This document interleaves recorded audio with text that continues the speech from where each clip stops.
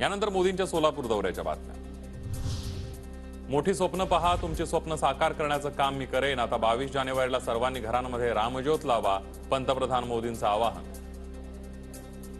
22 January को अपने पक्के घर में शाम को राम ज्योति प्रज्वलित करेंगे। या घरांच्या चाव्या ही मीच देणार याची मी गॅरंटी दिली होती। मोदींची गॅरंटी म्हणजे काम पूर्ण होण्याची गॅरंटी, मोदींनी व्यक्त केला विश्वास। भाजलेली भाकरीच ते लोक आता खातायत, राम मंदिरावरून उद्धव ठाकरेंचा हल्लाबोल। आम्ही नाही तर त्यांनीच आमची साथ सोडल्याची ही टीका। करने वाले कोई अलग और थे, संघर्ष करने वाले कोई कुछ और थे, अब नहीं रहे और उसका लाभ लेने वाले कोई और ही बैठे हैं। पकी हुई रोटी वो खा रहे हैं। पूर्वीचं सरकार फक्त गरिबी हटाओच्या घोषणा द्यायचं, पण गरिबी हटली नाही। पंतप्रधानांचा काँग्रेसवर निशाणा। आमच्या काळात 25 कोटी लोक गरिबीतून बाहेर पडल्याचा केला दावा। लंबे समय तक ये जो गरीबी हटाओगे नारे लगते रहे ना, लेकिन इन नारों के बावजूद गरीबी नहीं हटी।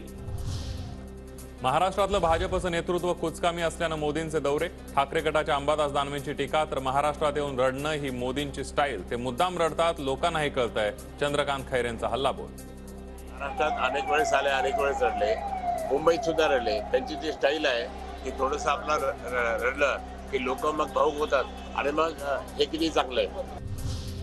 सध्या बाजारामध्ये फक्त एकच गॅरंटी, ती म्हणजे मोदी गॅरंटी। मुख्यमंत्री एकनाथ शिंदेंकडून पंतप्रधानांचं कौतुक।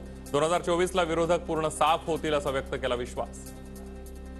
स्वतःच्या कामावर विश्वास आहे आणि म्हणून त्यांनी जी गॅरंटी तेव्हा दिली होती ती आता बाजारामध्ये फक्त एकच गॅरंटी चालते, मोदी गॅरंटी।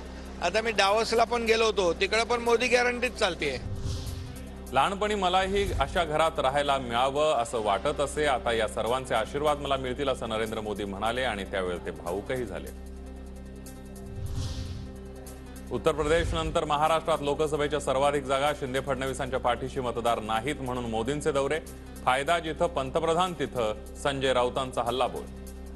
प्रदेशमध्ये मोठ्या प्रमाणात जागा आहे, महाराष्ट्रात 48 जागा आहे, म्हणून त्यांच्या या दोन राज्यांवर जास्त लक्ष आहे। जिथे राजकीय फायदा आहे तिथेच प्रधानमंत्री जातात।